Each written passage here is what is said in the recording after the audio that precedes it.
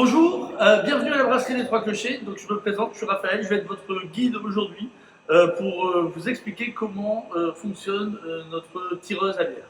Donc, première étape, on va brancher le flexible sur la bouteille de CO2. Donc, très simple, vous le fixez comme ça et vous serrez le pas de vis. Vérifiez que c'est bien serré, voilà. Et ensuite, vous allez ouvrir la bouteille de CO2 d'un quart de tour. Pas plus, parce que si vous ouvrez trop la bouteille de CO2, ça peut geler. Donc, quand vous avez ouvert la bouteille de CO2, vous vérifiez sur le nano la pression. La pression, elle doit être comprise entre 1,5 et 2. Là, on voit que la pression est un peu trop élevée, c'est pas grave. Avec juste un tournevis, vous avez cette vis et vous pouvez faire descendre la pression, voilà, en tournant, voilà, pour la faire venir entre 1,5 et 2. Et voilà. Donc, étape suivante, on va brancher et percuter le fût. Donc, avant de brancher et de percuter le fût, il faut bien vérifier que le joint soit bien à plat et que la tête soit relevée complètement. C'est une tête plate, on va venir pousser la tête et l'enclencher de cette manière-là. Donc, quand vous avez percuté le fût, vous pouvez ouvrir le robinet qui permet à la bière de venir. Une fois que vous avez branché et ouvert le robinet, vous pouvez venir sur la pompe à bière. Et la première chose à faire, c'est de régler la température d'arrivée de la bière. Donc, on a ce bouton qui va de 0 à 7. La température que vous tournez, la température idéale pour la bière, c'est de la mettre sur le numéro 5. Là, vous allez arriver dans l'étape, il va falloir vider l'eau qu'il y a dans la pompe.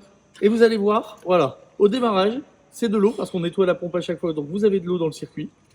Et tout d'un coup, on va passer à la bière, donc dans quelques secondes, le temps de vider le circuit. Et tout d'un coup, on passe de l'eau à la bière, et voilà, vous voyez la bière arriver. La bière est là, hop, on peut arrêter. Donc, une fois cette étape terminée, on peut passer tout simplement au branchement de la pompe pour maintenir le froid constant. Deux choses importantes. La première, c'est le petit bouton, le petit interrupteur là reste toujours sur 0 puisque vous êtes rattaché au CO2 et non pas sur le compresseur interne de la pompe. Deuxième chose, au moment où vous démarrez un fût, il y a toujours un petit peu plus de mousse au démarrage d'un fût et vous avez cette petite manette là qui vous permet de jouer sur le débit.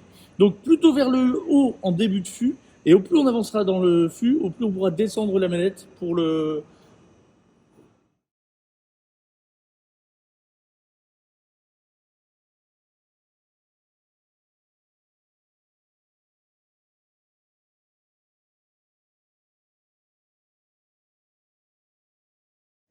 Lorsque vous avez fini d'utiliser la pompe, que le fût, qu'il y a un changement de fût, vous devez couper le robinet d'alimentation, comme ça, remettre surtout le CO2 à 0, et en fait, vous allez clipser et tirer.